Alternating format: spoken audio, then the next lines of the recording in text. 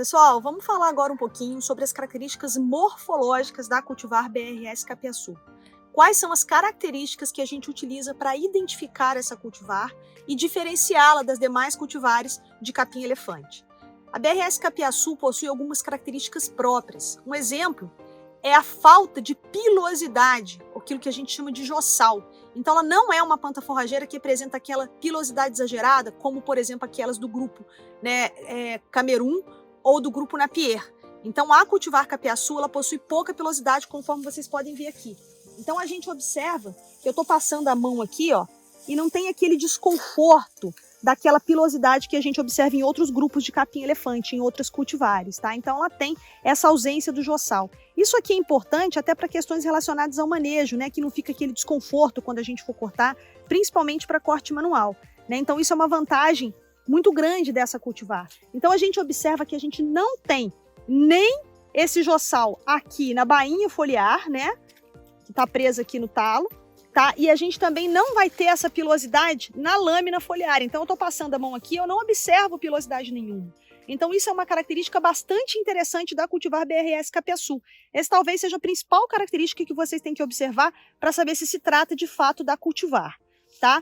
Uma outra característica bastante interessante e bem visível é essa nervura central bem esbranquiçada e bastante pronunciada. É uma característica bem própria da cultivar Capiaçu.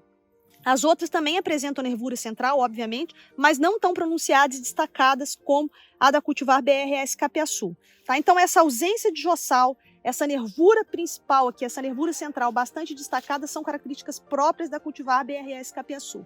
Além disso, a gente pode observar que ele vai ter um espaçamento aqui entre nós grande, né? Então a gente observa que tem esse grande espaçamento entre os nós. É interessante falar para vocês aqui, aproveitando que a gente está falando aqui dessa morfologia, é importante mostrar para vocês que cada uma dessas folhas que crescem alternadamente, elas estão protegendo uma gema, tá? Então é essa gema aqui que vai gerar para a gente uma nova planta de capiaçu.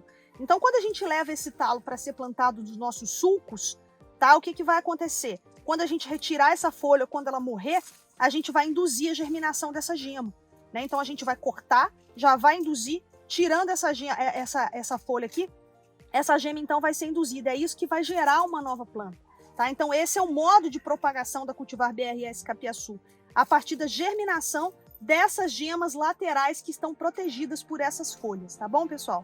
Então, isso é para vocês identificarem a cultivar BRS Capiaçu. Ausência de jossal, tá? Tanto naquilo que a gente chama de combo, que seria na bainha, como na lâmina foliar, aquela nervura central bastante desenvolvida, além da gente ter um bom espaçamento, né, entre os nós. Então era isso, pessoal.